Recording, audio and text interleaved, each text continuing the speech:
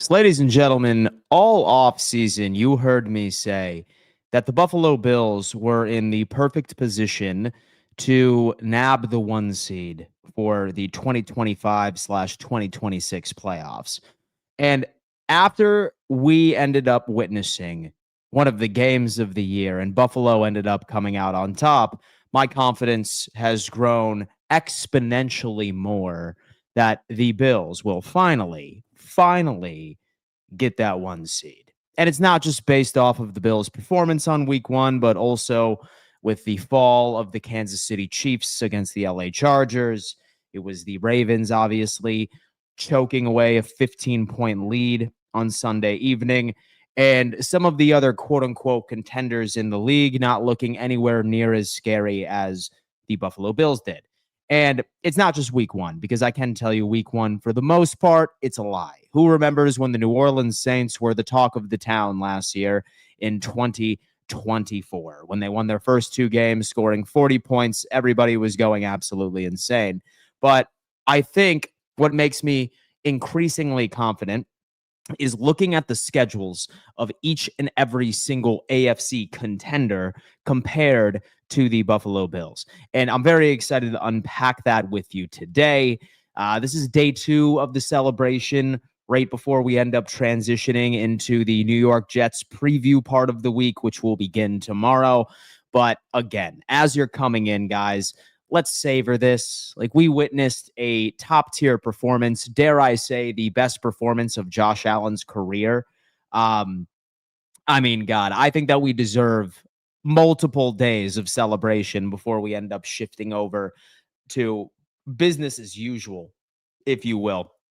Guys, as you're coming in, do me a favor, hit that thumbs up sign. It's the easiest way to show love over here.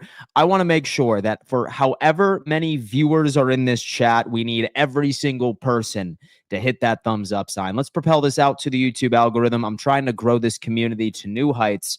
We want to be able to make sure that all Bills fans are informed and entertained Monday through Friday at 10 a.m.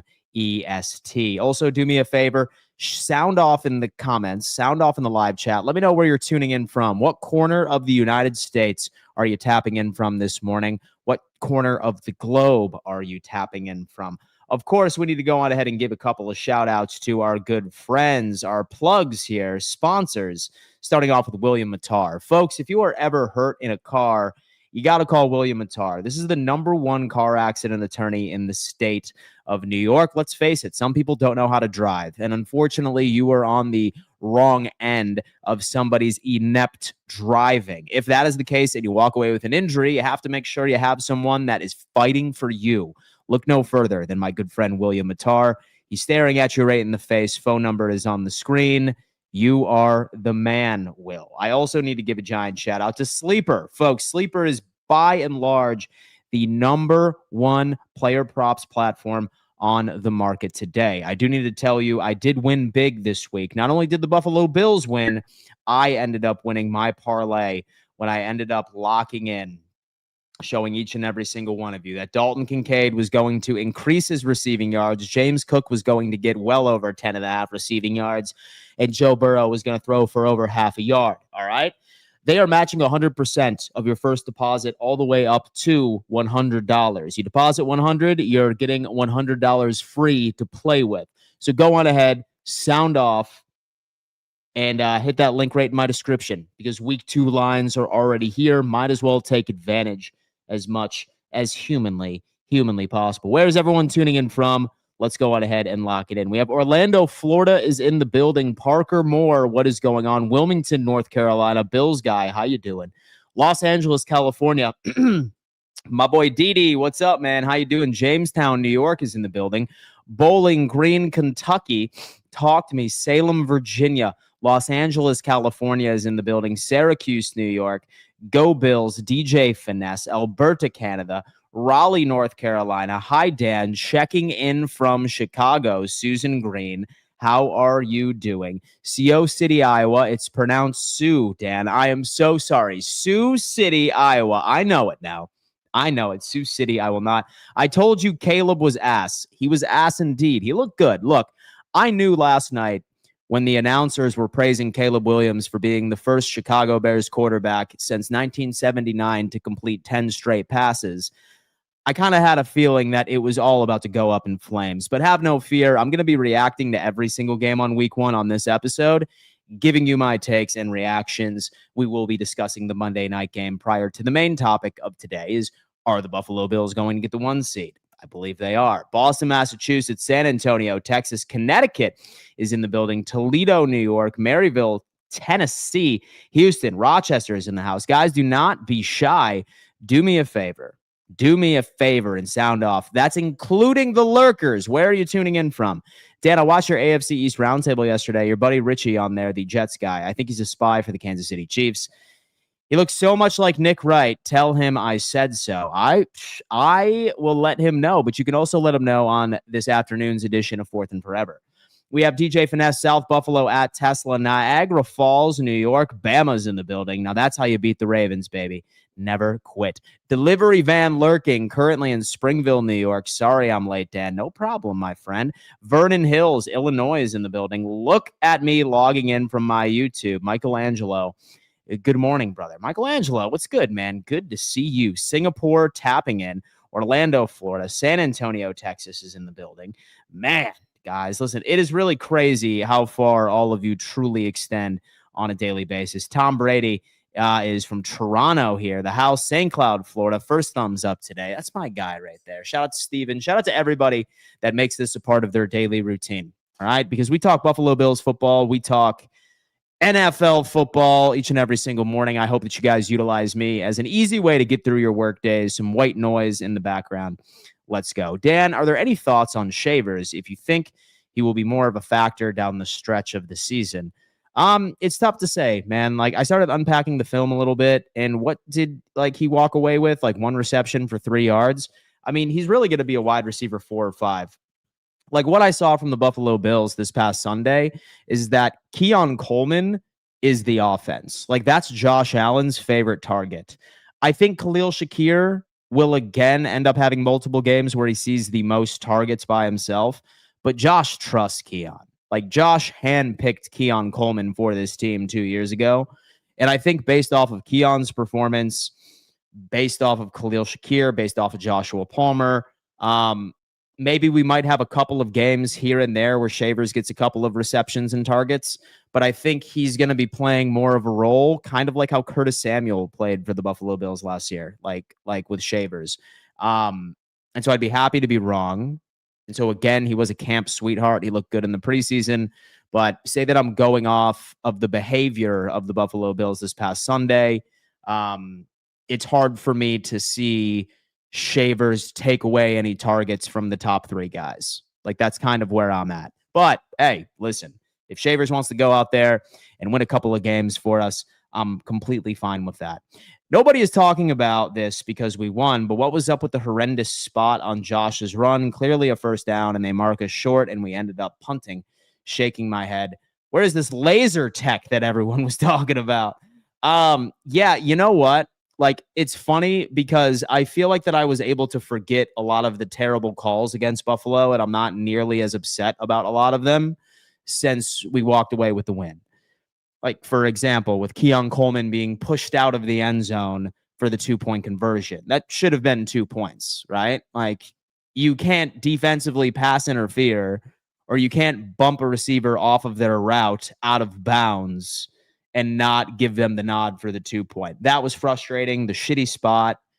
There was a couple of things where I was like, okay, refs, like, obviously y'all are in mid-season form right now, but luckily we ended up winning. And look, I got to tell you, so Baltimore had their fair share of shitty calls against them as well. It was a lackluster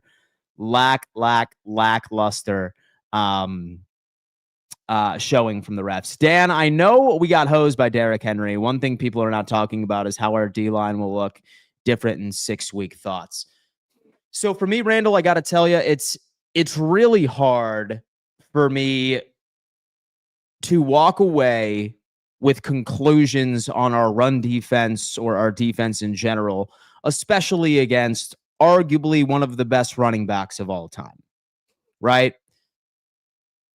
I thought that Ed Oliver made his share of plays.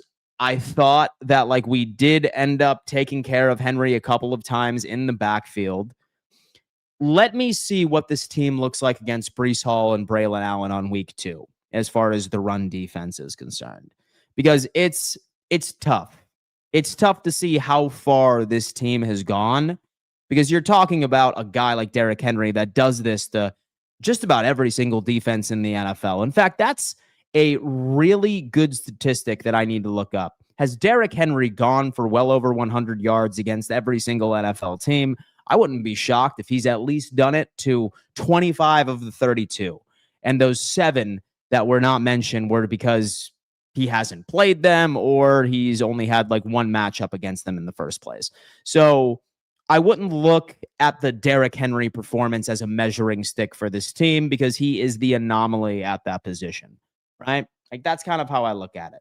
Anyway, all right, folks, we have a main topic today, but the NFL ended up playing quite a few games, and I feel like that we need to discuss everything, giving you my main takeaways of each and every single game, right? Because I love talking football, and I think this does us favors because a lot of these teams are on the Buffalo Bills schedule, and I kind of want to get a good understanding of where they are sitting going into the 2025 season. Starting off with last Thursday night, right? Like, you had the Dallas Cowboys and you had the Philadelphia Eagles. Now, one thing I'll say about the Cowboys, and one thing that I will die on that hill, if you will, I think Dak Prescott looked very good. And I also think that the defensive line over in Dallas really didn't look much different. Yes, maybe not a lot of pass rush, but you were seeing them scheme 5-man rushes, bringing DB blitzes. They were able to succeed by doing that and relying on their DBs to run man coverage, with, for the most part, I thought was relatively successful. They held Philadelphia to 24 points offensively, and they also ended up holding Saquon Barkley to less than 60 yards, right? So it sounds like Dallas's run defense at least seemingly has improved. Whether or not that you want to say it's Philly's rusty, what have you. Dak looks good. Dak looks very good. And he wasn't cooking exclusively in garbage time. He had that team ready to go. If CeeDee Lamb did not have a dropping epidemic, if he did not drop 3 key passes, I feel like we could have been having a different conversation. I think there's question marks about the Philadelphia Eagles' attrition at the defensive line side of things. I also think that there are some growing pains with the offensive coordinator over in Philadelphia the first year. So I'm very interested to see how they play the Kansas City Chiefs. I think we're all rooting for the Philadelphia Eagles, but main takeaways from that Thursday night game.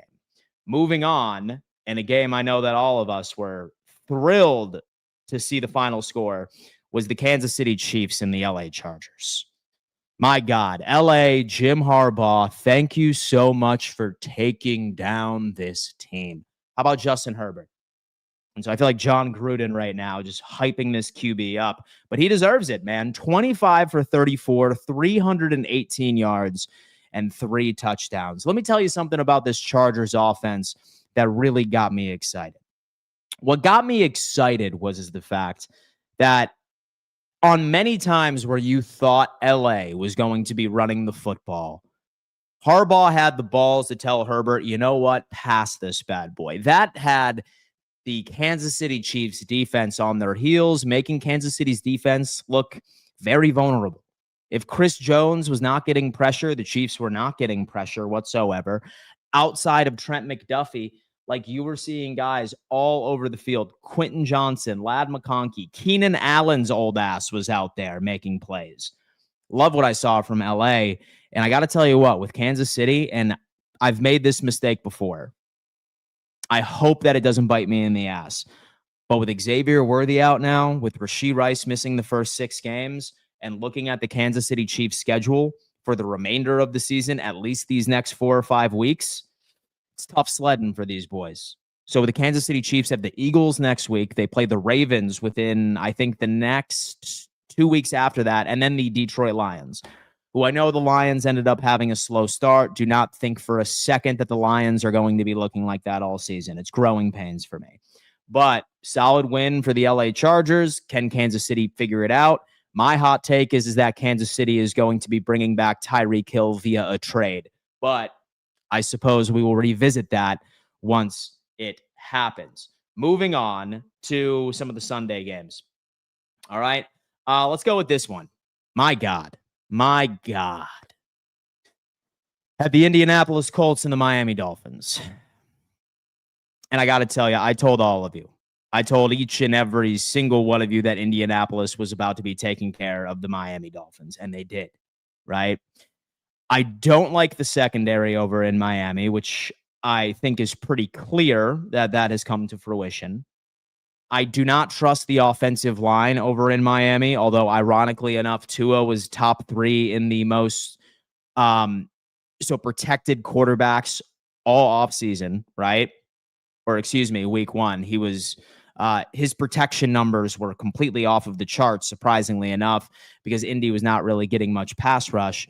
But it was Tua just shooting himself in the foot over and over and over again.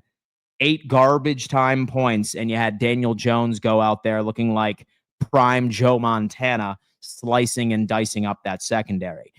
Then we heard from Xavier Howard saying what we already know. He said as long as you take away the first read from Tua, he completely freaks out and he is prone to make mistakes. We've been trying to tell Dolphins fans this for the longest time.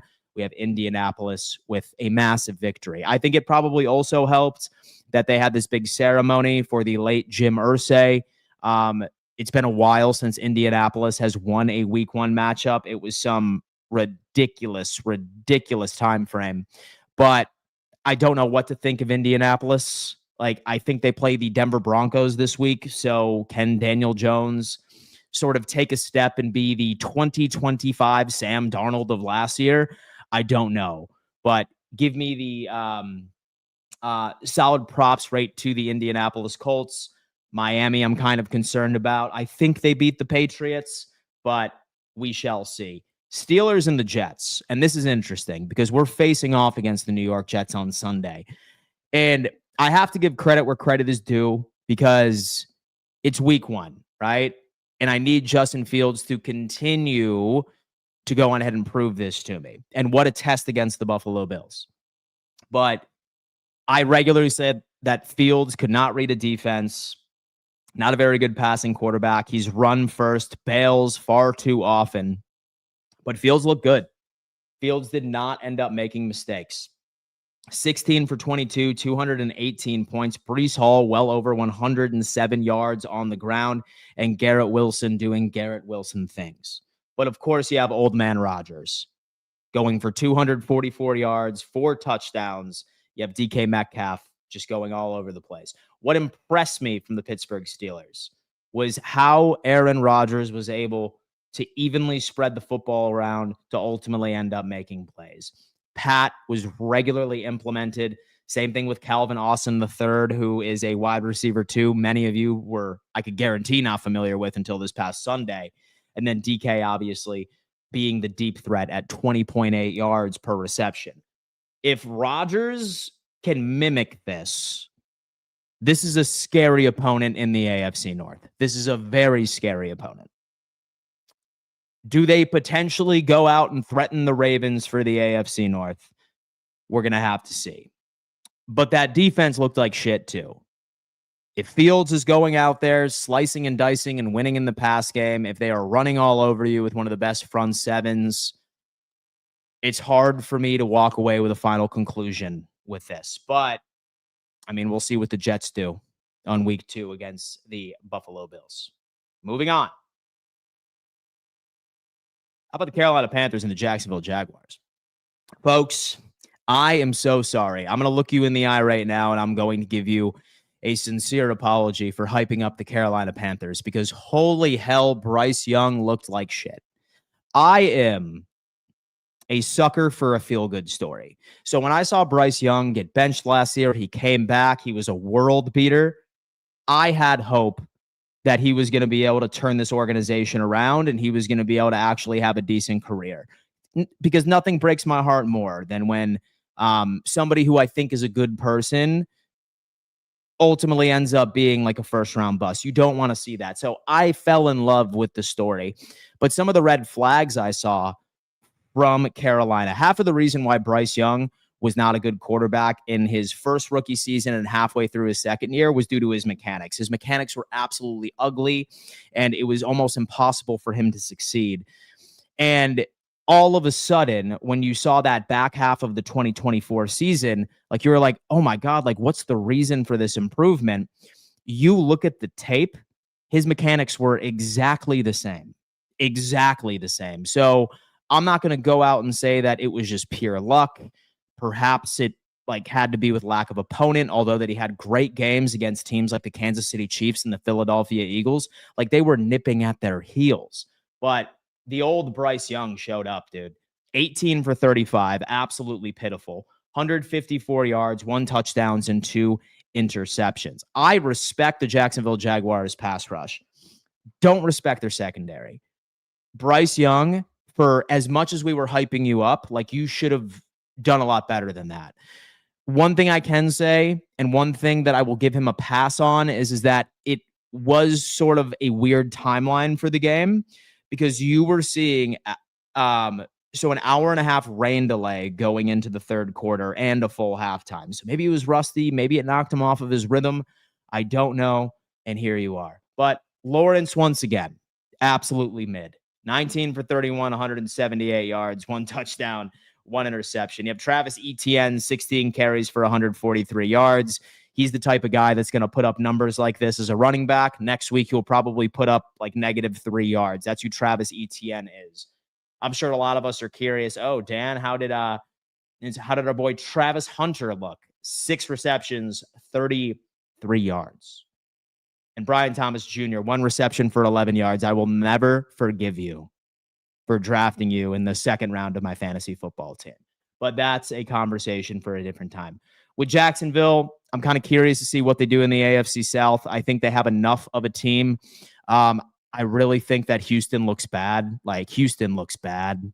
So I genuinely believe that the AFC South is a crapshoot. Sincerely. Moving on. Let's go on ahead and get these bad boys here. Here you go. We have the Arizona Cardinals and the New Orleans Saints. Terrible game. Absolutely disgusting game. And we have Michael saying, Dan, that was my second round pick too. Please feed Brian Thomas Jr. for the love of God. Terrible quarterback play all across the board.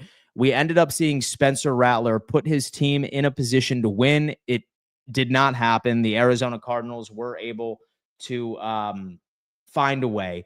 But we have Kyler Murray, 21 for 29, 163 yards, 2 touchdowns. Spencer Rat-a-tat-tat, 27 for 46. That's throwing a lot. That is throwing a lot for only 214 yards. And 11 carries for Alvin Kamara. I'm not sure if he ended up leaving the field with an injury, but this is almost unacceptable. And you have Juwan Johnson, 8 receptions for about 76 yards by itself. Marvin Harrison obviously was a bright point here. As far as Arizona, man, I do not trust this team. I do not trust the Saints. I think the Saints are first in line to draft Garrett Nussmeier or Lenoris Sellers or whatever quarterback is the first overall pick next year. I think they're in a quarterback competition, especially since Kellen Moore decided to give the position to Spencer Rattler to start the season. But I'm not high on either of these teams. I would not be surprised if both of these teams collectively win no more than 6 games. That's combined. That's how low I am on both of these teams. Oh my God. I know that some Cardinals fans and Saints fans might be upset with me once I rip this up and upload it as a separate video. Let's move on. We have the Washington Commanders and the New York Giants. That offensive line is terrible. That offensive line is god-awful. And Russell Wilson was not much better. 17 for 37, 168 yards. Sure, you can give the excuse, Dan, it's the Giants' offensive line. But Russ, you're a vet. Like, you need to make sure that you can do a little bit better. All right? Like, make some niche plays. We know that Brian Dable can scheme something open for you. Russ made a lot of terrible decisions himself during that game. Throw Jackson Dart out there. Like, typically you'll see me and you'll look at me when I say I'm a big proponent of NFL teams being patient with rookie quarterbacks. I'm a fan of Jackson Dart, and so I love the way that he played at Ole Miss. I don't want him to be ruined by the New York Giants organization. But based off of what I saw, I think Dable might not have a choice. I feel like you might need to put Jackson Dart out there because at least you put young legs out there. At least you put somebody that's a hell of a lot more mobile than what Russell Wilson is. But that was just like awful. Shout out to Bill. So Ja'Cory Krosky Merritt, man, he might be RB1 by week 3, week 4. Who knows?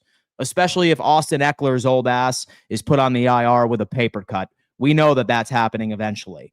You have Jaden Daniels obviously knocking the rust off. Still was impressed with the 1 touchdown. And how about Deebo Samuel? How about thick boy Samuel out there, man? He's sitting there. He's taking on the same responsibility that he did with San Francisco a couple of years ago. I want to see a lot more from Washington because they play the Green Bay Packers on Thursday Night Football. They're going to need to score more than 21 points in order to walk into this season 2-0. It's just how it is. Question marks on their defense, although they only ended up letting up 6 points. It was against the Giants. Didn't like a lot of things I was seeing on that defensive side of the football. Dan, I know you picked the Commanders next week, but the Packers are winning that. Movie Madness is coming in. Let's see. If Keon Coleman scored a touchdown with that incredible wide open catch with 40 seconds left in the game, that would have given Baltimore plenty of time to come back. I am so glad. It was perfect. Bills Mafia is calling him thick. He is thick indeed. Guys, 199 of you are in here. Do me a favor. Hit that thumbs up sign. There should be 199 likes as we are going through these games, and then we will get to the topic of the afternoon. All right, so we have the Atlanta Falcons, and we have the Tampa Bay Buccaneers. Surprisingly enough, Baker started off very slow. 3 touchdowns, 167 yards, 17 for 32. And I got to tell you what, man, like that game-winning drive, right? Like that drive that put them ahead of the Falcons 23-20. Emeka Egbuka, rookie out of Ohio State. I swear to God, Ohio State and LSU are wide receiver university.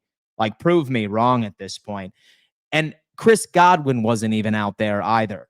I think largely that this was week 1 jitters. I still remain high on Tampa Bay because of Baker Mayfield. If Baker can go out there and put himself in the top 5 of a lot of categories in passing, in overall quarterback efficiency, I think we all deserve to give Baker Mayfield an apology because not only has he revived his career, he's now doing this with his 3rd offensive coordinator in 3 years. Highly impressive. Have Michael Penix Jr. 27 for 42, nearly 300 yards and a touchdown. I got to tell you, it's still pretty clear that he's a rookie. Still very clear.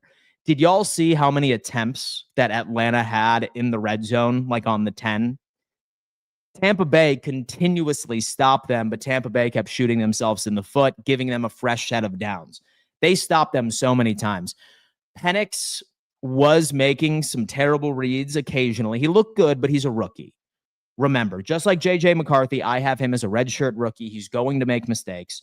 But largely, you see Tampa Bay go out there and win the game. I do think that Atlanta will be a playoff team as long as Penix can continue to develop as the season goes along.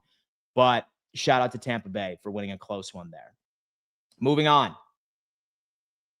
We have the Bengals and the Browns. Holy shit. Folks. This Bengals team is bad.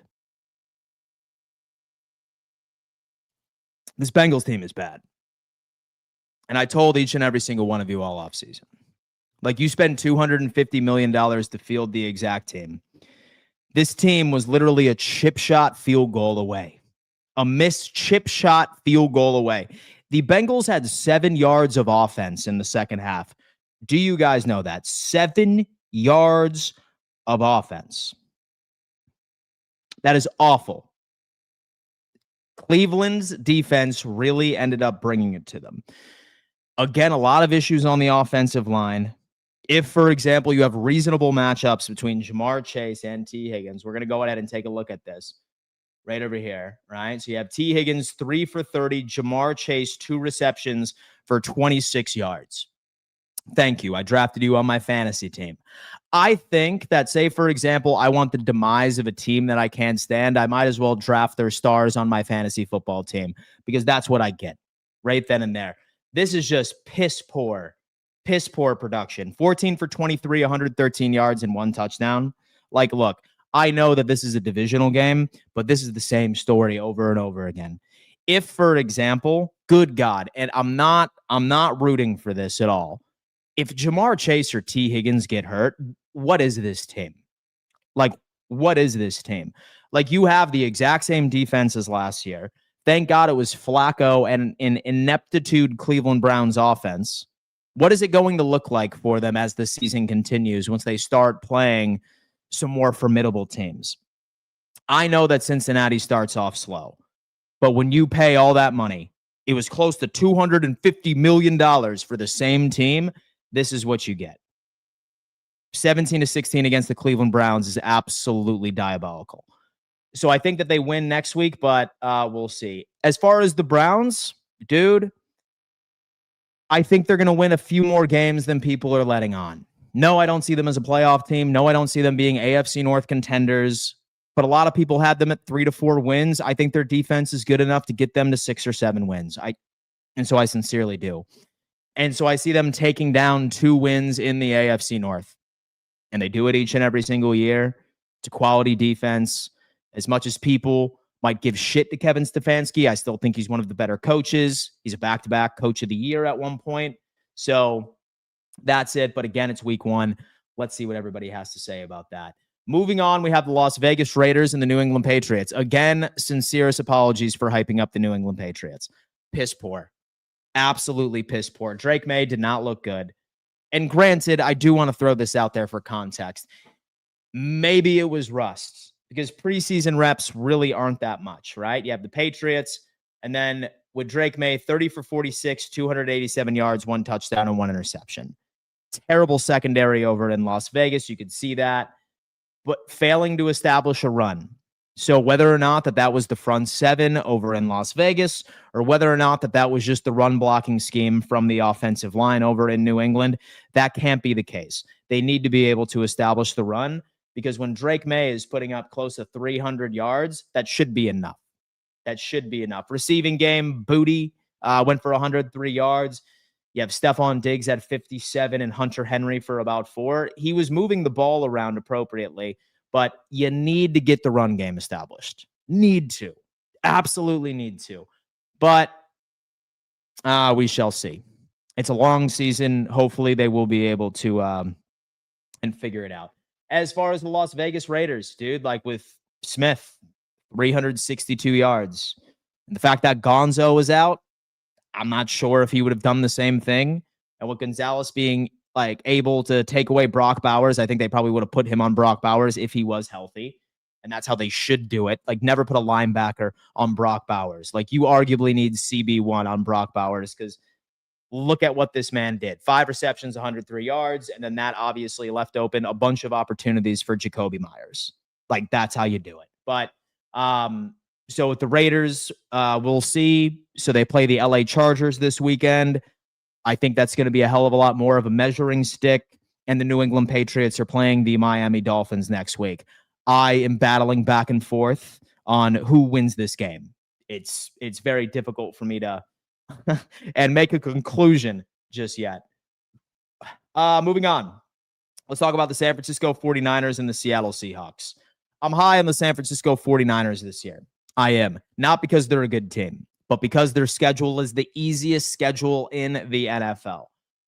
I've heard rumors that Brock Purdy might be injured, and Brock Purdy may not play this upcoming weekend. I need to confirm those. If anybody in the chat has that information, please confirm it with me. That would be helpful. But look, they are desperately missing Ayuk and Juwan Johnson. And so you see Ricky Pearsall obviously was the leading receiver, 4 receptions, 108 yards. You have Christian McCaffrey. His unk ass was out there making some plays.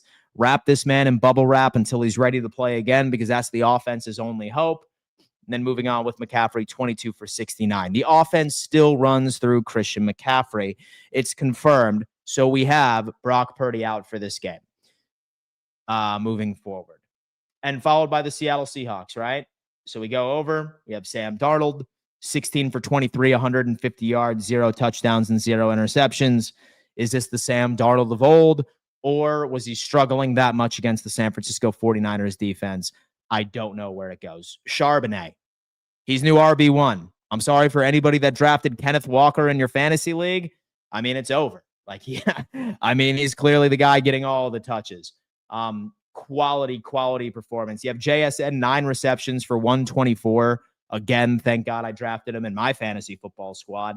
And only 2 receptions for 15 yards for Cooper Kupp going into his next season. I'm curious to see how this offense evolves, but both pretty quality defensive performances from both of these teams. Maybe it had to do with the ineptitude of the offenses that were out on the field, but as far as the box score is concerned, a defensive shootout, San Francisco ultimately ends up winning. I think San Francisco wins next weekend, even without Brock Purdy, by the way, but that's a video for another time. Anyway, moving on, we have the Broncos and the Tennessee Titans. I got to tell you what, and you know what? I know Broncos fans are likely going to be mad about me about this. I had Bo Nix as my sophomore slump candidate going into the season. 20 points against the Tennessee Titans is absolutely diabolical. If you want to be put into the conversation for, oh my God, like you disrespected Bo Nix, like I was anticipating that this guy goes out there and he puts on a show, and you should, because the Tennessee Titans are an absolute cupcake organization. There is no excuse for how slow this Broncos team was looking out there offensively, right? 70 yards for RJ Harvey, only 6 carries for the running back, right? I'm going to go ahead and put this up on the Broncos side of things. You have 1 touchdown. You had 2 interceptions for Bo. He's putting the ball in harm's way. Only 6 carries for 70 yards for RJ Harvey, 16 for 63 for J.K. Dobbins, which helped, I suppose. And then Sutton with 1 touchdown at the end of the day. Like, where are the turnovers for me, right? Like, where are the turnovers? I like the pressure. Zach Allen, McMillan, you have Jonathan Cooper, you have Ellis, you have Nick Benito, you have Justin Strand. Solid, dude. Like you're putting Cam Ward on his ass 4, 5, 6 times, 6 sacks. 6 sacks. That's quality. You need a better performance from your quarterback. And so you need a better performance from your run game, and you need a better called game. Like, why I think that Denver put themselves in this position, because Tennessee technically had a shot, and to come back and make this a game was definitely the defense that bailed them out. I'm not particularly high, so I'm not particularly high on Bo Nix this year, but is what it is. We shall see. And as far as the Tennessee Titans, man, it's going to be a rough first year for Cam Ward. Solid stuff here. Who was anticipating this? Who was anticipating the Detroit Lions to go out there and look like shit? I would not be mad at you if you were to tell me that you thought Green Bay was going to win a close one. But the fact that they put up 13 points against the team that quite literally has a transitioned wide receiver as a starting cornerback over there. Guys, look, I know that Micah Parsons is a game changer for Green Bay, but guys, their secondary sucks. And we're talking about a Lions team with practically the exact same personnel. I understand Ragnow ended up retiring during the offseason. Maybe that was giving them a bit of some growing pains. I don't know. But a team that was the Detroit Lions offense with Ben Johnson, who averaged 30-plus points a game, regular season leaders in scoring. You couldn't take advantage of that damn secondary, finish up in the red zone. I get it. Like, you were getting pressure, but come on, dude. Like, J-Mo Williams, you have Amon-Ra St. Brown, have Jahmyr Gibbs out of the backfield. Like, you had your options. Like, who remembers watching Micah Parsons, like, chase down Jared Goff? It looked like one of those shark attack movies where, like, you're seeing the shark coming. The person obviously doesn't. But, like, that was just terrible, dude. 31 for 39. Like, his completion percentage was there, but 13 points is crazy. What does that tell you? Just terrible red zone inefficiencies over there. Yeah, David Montgomery, like, really only for a little bit. The run defense was completely suffocating, completely took Gibbs and Montgomery out of the game over in Green Bay. Have -1 yards for Jared Goff, and not a good showing, like not a good showing from this team at all. Gibbs, 10 receptions for 31. And so Laporta, 6 receptions for 79. I'm not walking away from this game saying that the Packers are one of the best teams in the NFC. I'm not walking away from this game suggesting that the Detroit Lions are no longer the darlings of the NFC North and I no longer have them winning the division. I do, but I do think that there's going to be a little bit of an adjustment period from going from Ben Johnson and Aaron Glenn to these new guys that have been promoted from within. This team has the same personnel, and as long as the offensive coordinator was promoted from within, you already have the blueprint of what worked. You already do. And the Lions have a matchup against the Chicago Bears, right? Like this weekend. So what can you do? And because Chicago did Chicago things last year. That's basically how it plays out. Followed by the Texans and the LA Rams. 9 points for the Houston Texans. Folks, so the Texans was a good story 2 years ago. Rah. You have D'Amico Ryan, first-year head coach, rookie quarterback. It was a great damn story. But then afterwards, absolutely nothing. Especially last year when they were Super Bowl darlings, at least for much of the preseason and early in the weeks. They went out there and they spent all that money on wide receivers. But now I see an entire different Houston Texans team. Worst offensive line in all of football. 2 rookie wide receivers plus Nico Collins, who has an injury history. And CJ Stroud out there looking like he's struggling all over the place. I am not high on Houston this year. I don't know who wins the AFC South. But the one thing I do know is that the Houston Texans are not. That's what I think of this team. Solid defense, obviously, holding LA to 14 points, but how far can that defense get them? And so I think Houston, based off of what I saw this past weekend, is a 9, maybe a 10-win team, and that's a big maybe. And that's a big maybe for me. But, I mean, come on. Like, let's stop hyping up CJ Stroud and just call him exactly what he is. And so a one-hit wonder. Or maybe you want to go on ahead and ride an excuse that it's his offensive line. He was a one-hit wonder. It's just how it is. And so then with the LA Rams, it's a solid defense over in Houston. Let's see what they do next week. That's my take, baby. That's my take. Moving on. Let's go ahead and talk about this one. Buffalo Bills 41-40. You've already heard me unpack this one ad nauseum. Okay. Like I have beat down every single little detail of this game. So I'm not going to focus too much on it. But again, I think that was arguably the best performance we have ever seen from Josh Allen in his career. On week 1, I saw that his wife was actually in attendance as well, which is incredible. But look, right now, folks, we are looking at a playoff matchup. Whether or not that's the divisional, whether or not that's the AFC championship, like these two teams were doing everything that they could. But when you look at the differences, man, here, right? Had Josh throw for over 394 yards, had Lamar throw for 209. I'm pretty sure that he rushed for a significant amount as well. 6 for 70. He did his thing. But like this was just a performance of the year. If Josh does not get the offensive player of the week, the FedEx Air player of the week, or whatever, or the offensive player of the week, then this is rigged entirely. Like he's 110% getting it. Cook did fantastic as well with his receptions at 58. Shout out to Keon Coleman. Talk about Keon Coleman right now, dude. He's that guy for this team. And so the run game, we wish we probably would have got a little bit better than 3.4 yards per carry with James Cook. But again, solid run defense over there. All in all, shout out to the Buffalo Bills. Like y'all have made my heart smile for the past 2 days. I'm so proud of this team, but now it's time to transition. As far as Baltimore, I think that they beat the shit out of the Browns next week. That's me. And they bounce back accordingly. Last but not least, I have to talk about the Monday Night Football game. The Minnesota Vikings. I got to tell you what, I was very critical of J.J. McCarthy for the first 3 quarters, right? Like you could tell that that man hadn't played football in over 2 years.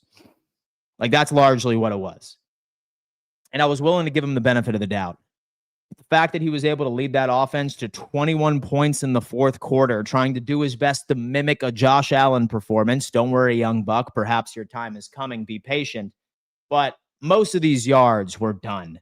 Most of these yards were done in the fourth quarter. Most of the offensive production, right? It's almost like the momentum completely shifted from the Chicago Bears to the Minnesota Vikings in the fourth quarter.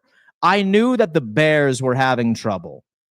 I knew that the Bears were having trouble when they were glorifying the fact that Caleb Williams completed 10 back-to-back-to-back passes for the first time since 1979. How desperate is Chicago for a quarterback? They still haven't had a guy throw for over 4,000 yards, which is an insane statistic. And folks, we don't talk about it. Like, Caleb looked good for the first 3 quarters of the game. But then all of a sudden, man, he was making boneheaded decision, boneheaded play, playing safe, playing scared in the fourth quarter. He was playing, and same thing with Ben Johnson, they were playing not to lose, like, once you got into the fourth quarter. And I hated to see that. My hope for Caleb Williams is that, so I genuinely believe that there's something ingrained in his mind that his offensive line is still shitty. Maybe that had to do with how suffocating the Minnesota Vikings defense was last night, because that's a good defense. Not a lot of us give them credit, but that is an incredible defense, right? Like, you go on ahead, you see Hargrave got 2 sacks, so regularly in his face. But, like, 2 sacks, that's a significant improvement from the Chicago Bears offensive line last year. Say that you were to give him the unit from 2024, Caleb probably would have been on his ass 9 times. And that's no exaggeration. But it's going to have to take some growing pains. I thought that I saw some flashes from Caleb, but he needs to know how to finish a game. He absolutely needs to. As far as the Chicago Bears, dude, let's talk defensively. You did have a couple of sacks on J.J. McCarthy, 2 exactly, 1 interception from Nashawn Wright. Just need that defense to go out there and make a little bit of plays. Hopefully things get better once Jalen Johnson is back in the squad, ready to go. But the Minnesota Vikings ultimately end up winning their matchup. Very excited to unpack this. All right, boys. What we're going to do is that we're going to discuss the Buffalo Bills getting the 1 seed in the playoffs. Are we going to be able to do that? I think we are. I genuinely believe that we are. And it has everything to do with our schedule. Bills schedule. And then what I'm going to do is compare some of the other schedules that perhaps could be some of the AFC contenders. Somebody dropped a super chat in here, and I appreciate that. Movie Madness, Josh Allen MVP critics can shut up now. He dropped 404 on Lamar and the mighty Ravens. That bill is paid with a huge tip. I love the energy, and y'all know that I am a big advocate for wins are not a quarterback stat. Like, most 12-year-olds think that it's quarterbacks versus quarterback. No, it's not. It's quarterback versus defense. However, it's nice for us to use their narrative against them, because I know that Josh wasn't so attacking Lamar Jackson while he was suiting up his slot corner, right? Like, Lamar doesn't play defense. Josh doesn't play defense. It's a game of inches. It's a chess game if you think about it, right? So much goes into the game of football. However, if you're trying to compare QB performances, hands down, with the Buffalo Bills ended up dominating. Far more impressive that the Buffalo Bills put up 41 points than the super team in Baltimore putting up 40 points. It's just how it is. Like, name a player on the Buffalo Bills right now that would start on the Ravens. Like, skill position players. What player would be number 1 on the depth chart? Probably not many, right? Probably not many. Anyway, let's go on ahead and take a look at this schedule, and let's look at some of the other teams' schedules, and we'll go from there. I'm going to go grab a Zinachino out of my car. I'm going to go fill up on some coffee, and I will be right back. Bills get 1 seed with 12-5 if they beat the Chiefs. Richie, man. Dude, you were so negative the other night, bro. I can't ever have that happen again. Richie Fresh. Can't have that happen again. But yes, we're not going 12-5. We're going 15-2. Josh Allen, yes, sir. Taryn is in the building. That's what I'm talking about. I will be right back, folks. Do me a favor, hit that thumbs up sign, and let's talk about how the Buffalo Bills can nab the 1 seed, even after just a week 1 matchup.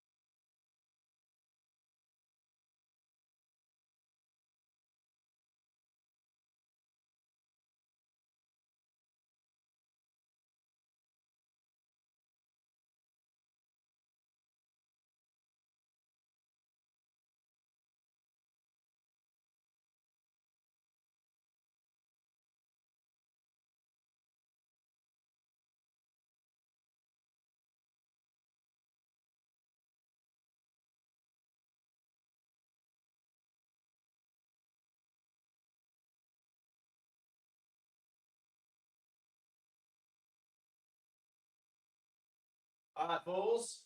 I'm back. I appreciate the patience. Let's see what we got here. All right. Hope that Joe Brady realizes that screens are not the move. We have to be able to figure it out eventually because that's like a big part of the game that's like wildly effective for a lot. And so I wouldn't completely give up on them and definitely test them out like via the Saints. You know what I mean? Saints or even the Jets, folks. And so the Jets let up 30 points like last week. So I think that that's the time. And so again, it's not smart to walk away like with conclusions from this New York Jets from this Ravens game because solid defense and so at least stylistically. Razor Blood Bills division stinks. We can stick our chest out 5 straight championships. Baby, roller coaster of emotions. My bad. That's okay, buddy. That's okay. I forgive you. Why was Bob flipping us the bird the whole time while you were gone?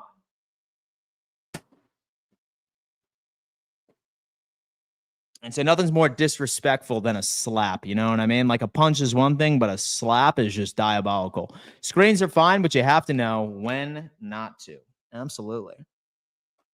Quality blocking as well, if possible. Smith family. Patriots are not good since Brady left the Dolphins 24 years. No playoff wins. Jets 14 years, no playoff appearance. Sandra, Xavier Worthy is mad or hates the Buffalo Bills because they moved back to let the Chiefs select him. They picked Coleman. I'm not sure if that's true. Like he's made a couple of like offbeat statements. I'm not sure if I would like roll away with that. So as the final conclusion, but if that's the case, folks, I got to tell you, with Keon Coleman, at least for the most part, seems to be the right move. Dan, what do you think about Jones this past weekend? Was it a fluke? It's a red flag. He's not himself. He's not the same player that he was 2 years ago. I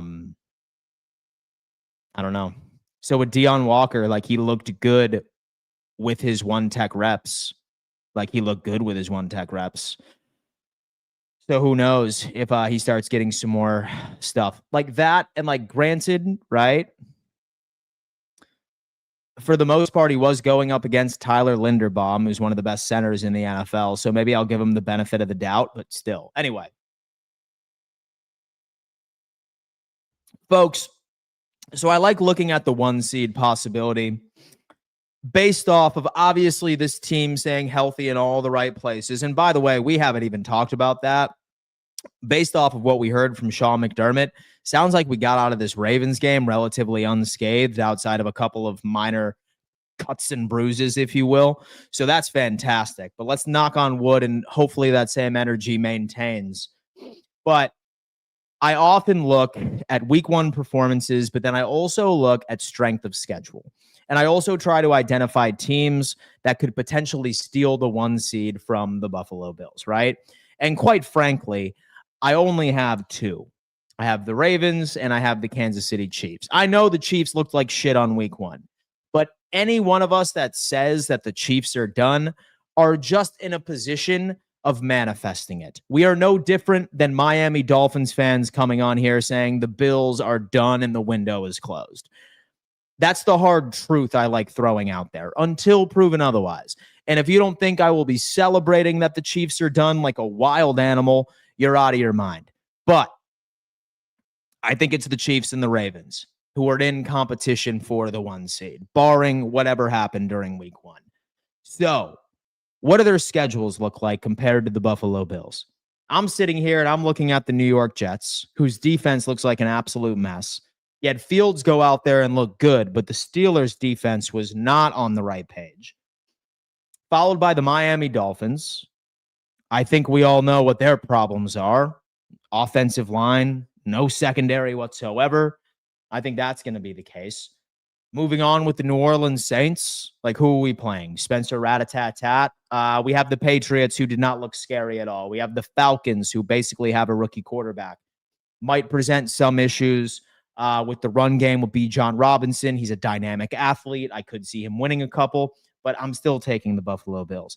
Looks like the Carolina Panthers are not the same Carolina Panthers I was projecting them to be. A lot could change, but I'm confident in this one, especially coming off of a bye where Sean McDermott is undefeated.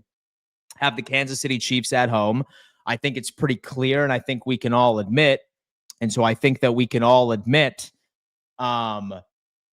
that we are successful against the Kansas City Chiefs during the regular season. It happens each and every single time.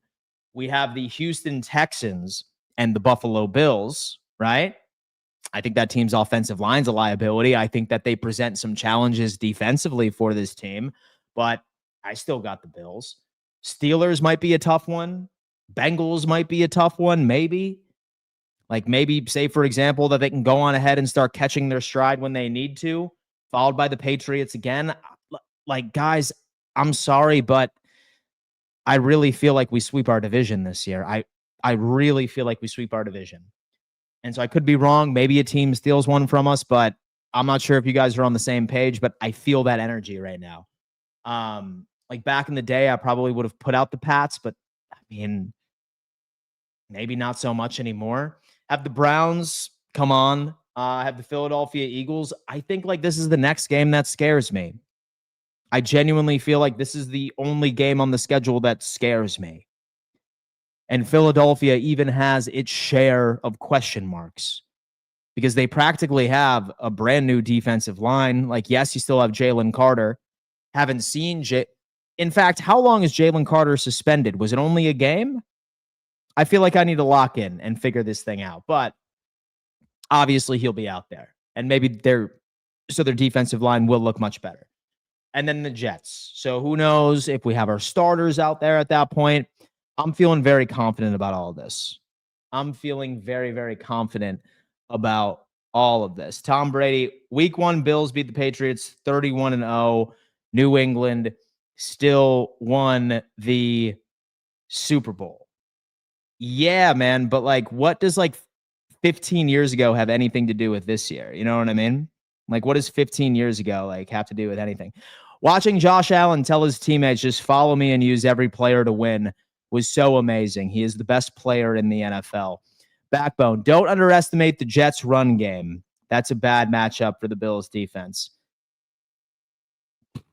I mean, is it? Like, guys, like us going up against Derrick Henry yesterday is an absolute anomaly. Like, yeah, maybe Breece Hall is solid. Maybe Braylon Allen is good. But compared to Derrick Henry and that rushing attack that we have over in Baltimore, it's nothing.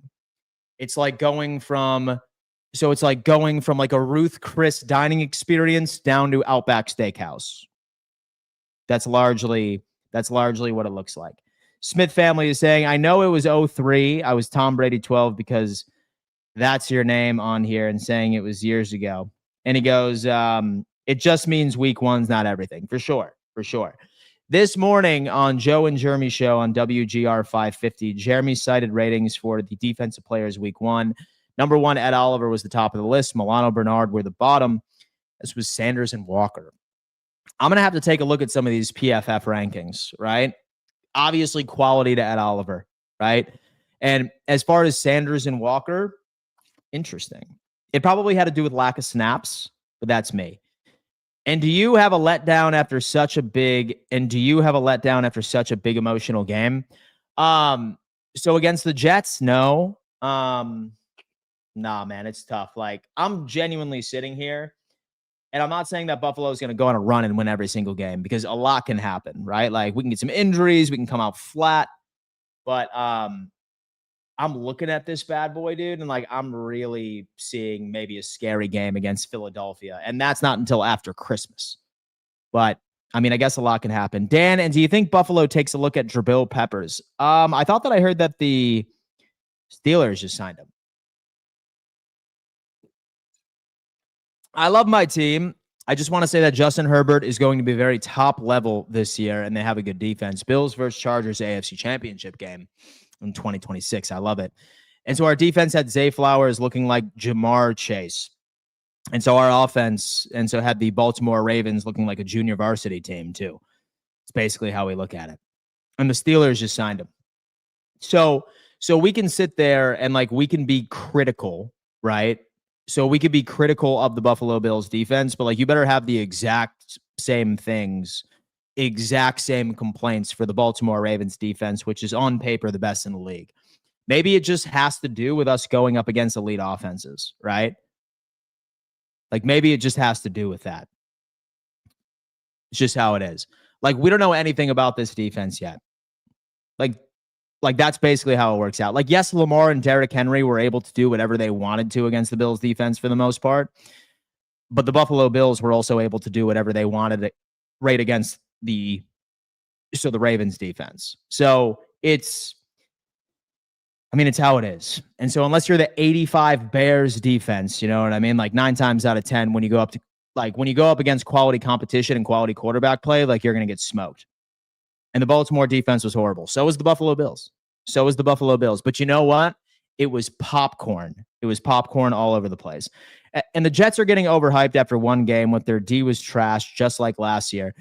We are going to run and pass all over them. Fields had a couple of nice passes, but if you sell out for the run, it's absolutely over. Bills beat the Ravens, one of the best teams in football, and the Patriots lost his home to the Raiders. Will McDaniels last all season in Miami? No. Bills went a whole year undefeated at home. I can see us locking up the 1 seed. So now I look at it this way. So like I said, it's Ravens, Bills, and Kansas City Chiefs. But then look at our schedule, which I have currently pulled up, and I think all of us can admit that it's pretty much a cakewalk. We have the Baltimore Ravens schedule, where they play the Browns. I think that's a win. Don't sleep on the Lions. I think this game's going to be closer. Have the Kansas City Chiefs, Houston Texans, who suck, LA Rams, good team, Chicago, I think Ravens win that one. Dolphins probably, Vikings probably, Browns probably, Jets probably. Bengals might be interesting, and so they always play each other close. Steelers, interesting. They always play each other close. Same thing with the Bengals. You have the Green Bay Packers and the Pittsburgh Steelers. So I think it's pretty safe to say that Baltimore's schedule is by and large a hell of a lot more difficult than Buffalo's. And like, not even saying that it's a hard schedule, but compared to the Buffalo Bills, it's pretty crazy. And then you go into the Chiefs schedule. Right here, right? And this is absolutely diabolical. This is absolutely diabolical for the Kansas City Chiefs, because they have the Eagles next week. How is this not a primetime game? I'm still trying to figure it out. They have the Giants, which should be a bounce back win, and the Baltimore Ravens. Okay. So what if the Chiefs start off 1-3, followed by the Jags? You have the Lions, which should be tough. Raiders always play the Chiefs tough. Commanders, what's going on with that? Have the Buffalo Bills, the Broncos, the Colts, the Cowboys, who looked really good against Philadelphia. Texans, Chargers again, Tennessee Titans, Broncos, Raiders. I can see the Kansas City Chiefs going on a run for the last 5 games of the season, because that's just Kansas City Chiefs shit. But I think that we can all agree. And so I think that we can all agree that all of these guys have significantly more difficult schedules than what we do. Question. Hey, Dan, I just woke up and turned into the live. Don't worry. It's only 10:18 a.m. here. Do you mind filling me in what you went over so far? Hey, man, we're just talking about how the Buffalo Bills can get to the 1 seed and the final conclusion here. And the final conclusion here just has to do with the fact that we have a much easier schedule than all of the potential contenders. And then that's it. We have I Love Tua 29. Dude, please pay attention in school. 7th grade is so important to your education. Stop being in my live chat and pay attention in school. 7th grade is imperative. Kansas City Eagles, not prime time because we all watch the Super Bowl. Robert, guys, are we fighting in the chat right now? So we fighting in the chat? We have Razor Blood. I'm just reminding Bills fans, until you stop choking, I don't want to hear nothing. No, we're going to talk. Yeah, we're going to talk. We have every right to be optimistic about our team as you do. What ACC East team has the chance to split? Robert is saying, let me see. Chris Miller is coming in. Kansas City might miss the playoffs. And so I wouldn't say that, but I do like our chances of getting the 1 seed over them. Linebacker position needs to be better. Very disappointing game, even with going against Lamar and Henry. So Milano moving slow and old out there. Stop loving Tua. We have American Arrogance. Let me see. We have John D. I love Tua 29 because he has the Dolphins 29 in the power rankings. 3 places too high. Holy hell. We have JW, my boy Dan. Fans need to chill out a little bit, and nobody else but Derrick Henry. And this roster is built for the other 16 teams in the AFC. We cannot build a roster with only Baltimore in mind. Very true. Lecky is coming in. Dan, if the Bills did lose, the secondary would be getting slated right now. We have Robert Smith. Ain't no way that Kansas City misses the playoffs. They're going to get in the playoffs. They're definitely going to get in the playoffs. Their next couple of games are difficult, and I'm certainly interested to see how they bounce back from that week 1 loss. I wouldn't be surprised if they won all of them because it's Kansas City. And so I do think that they are going to be making a move at wide receiver because they really do. Sir Dannington, can we call in today, please? Not today, buddy. I lost my luggage in a plane about a week ago. They finally found it. So I need to go to the airport and grab my luggage after this, leading up into 4th and forever. Drew Trotter, snag Keon Coleman in the 7th round of my fantasy league. Go Bills. I have Keon Coleman on my team too, and he was on the bench, and he put up 20 points. I still won, thankfully. But I don't know. What's that look like? I think the Bills will get the 1 seed pretty easily, to be honest with you. It's like, dude, like we have the schedule to do it, right? And as long as we maintain what we did last year by not losing against bum teams, like I feel like that's a Joe Brady and a culture thing, then we should be fine. What ends up happening to Tyler Bass when he gets cleared? I'm not sure he's going to get cleared. I think he's going to be on the IR all year. But that's only if Prater can continue to be consistent. Man, if Rodgers can put up 30-plus points and 4 touchdowns against the Jets defense, what is Josh going to do against that defense? I think Josh hits 425 yards and 5 touchdowns. Dolphins will get that 1 seed. Let's be for real. We have I love Tua 29. You know what, dude? It's so powerful to like be an absolute moron on the internet, knowing that you're anonymous. You know what I mean? It's great. Very funny. Bill is coming in. Dano, that wasn't a choke. We didn't lose in the last seconds. Put the big boy pants on and went beast mode. All in for undefeated at home. Go Bills. Full disclosure, I'm a Dolphins fan and I'm salty and will no longer troll. See you guys at the end of the season. Razor Blood, feel free to stick around, my friend. Feel free to stick around. Brilliant of Bean to snag Prater. Absolutely. And so the Dolphins fans having meltdowns in the comments section. We have Beth. People in this chat are absolutely delusional. Pez is a TD trolling account. It's got to be. We have Chiefs-Eagles game isn't in prime time because Fox is protecting it, similar to how CBS always protects Buffalo, Kansas City. Almost always it's the 425 slot, actually the most watched NFL time slot. Buffalo had Dorian Williams on the field a lot versus Baltimore. They had to do something with the run. It just didn't work out that way. We have Spidey Munn. Do you think Moore stays on the team the whole season? Dude, listen, you are welcome to like chill and hang out in this chat, but like stop being annoying. I have like a non-trolling thing that like sort of goes on. Don't like rile up my chat for no reason. It's super immature. So like I'll give you one more shot or I'm gonna ban you. And with obviously you're enjoying yourself. But let's relax a little bit. Yo, Dan, and do you think Kelsey is becoming a liability to the Chiefs? I mean, he took out Xavier Worthy. I hope y'all have a stadium curse next year. Joe R is coming on in. We'll see. Dolphins own the Bills at what?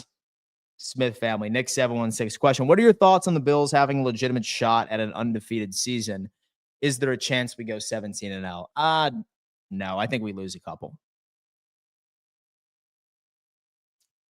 And so I think we lose a couple.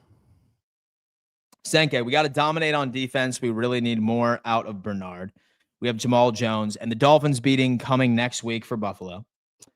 I think Bass will be back for December games. Kicking in winter weather and strong winds is a different game. RK, why is there silly talk of Hill being traded to Kansas City when he trashed them and Patrick when he left? I don't think that Kansas City would much care. And to be completely honest with you, can we talk about how Bobby Babich is not that guy? So here's the deal, right? So do we think that the defensive coordinator over in Baltimore is not the guy? And because the Buffalo Bills ended up hanging 40 on the Baltimore Ravens. So they hung up 40 on the Baltimore Ravens, 41, and that's the best team in all of football, right? And we were going up against an offense that is probably the best offense on paper in the league. So I don't think that we should look at the Baltimore game, especially in week 1, where all of those guys had no reps at all during the preseason or no significant reps. I probably wouldn't be drawing any conclusions for Bobby Babich yet. If we struggle against the Jets, if we struggle against the Saints, if we struggle against the Patriots, then sure. Then I'm open to that conversation. But yeah, I feel like we don't do that. By a couple, you better mean 2 losses, Dan. I believe we go 15-2. I'm feeling 15-2 myself. And Dolphins fans are so angry with Tua and their team. They're trying to take on you, Dan. They don't want the smoke in here, bro. Damn, please don't feed into these dumb questions. I'm not. So originally, I had the Bills going 15-2 after the Ravens game, 16-1. Just saying. I love that. Kai is coming in. And do you think Josh was changing the plays at the end of the game because the Ravens blitz packages or because he didn't like the plays Joe Brady called? Was probably just diagnosing a lot of that. We have Vade is in the building. Josh is going to break the NFL scoring record when we play. Guys, and just do me a favor and block this kid. Just do me a favor. Just do me a favor and block this kid, man. I'm not babysitting this guy. And so I'm not babysitting this child real fast. So he can go out ahead and he can touch grass. You know what I mean? Vade, Josh is going to break the NFL scoring record when we play the Dolphins. I mean, they lost to the Colts. How hard can it be? You got JA17. Josh, back-to-back MVP. Hopefully. Buffalo rookies was getting much-needed reps. They will get better. I agree. Thanks, Beanie Man. You the man. Chris, hey, Dan, I totally agree with you regarding our defense. It's still too early. By the way, I was at the game, and it was phenomenal. The greatest sports experience. Dude, I'm not sure how I would have been able to handle it if I was there in person. My God, my blood pressure would have been at unhealthy levels. But, all right, guys. And so I love each and every single one of you. Thank you so much for continuously making this a part of your everyday routine. Sincerely. And shout out to Joe R for gifting a Dan Mitchell membership. You're the man, dude.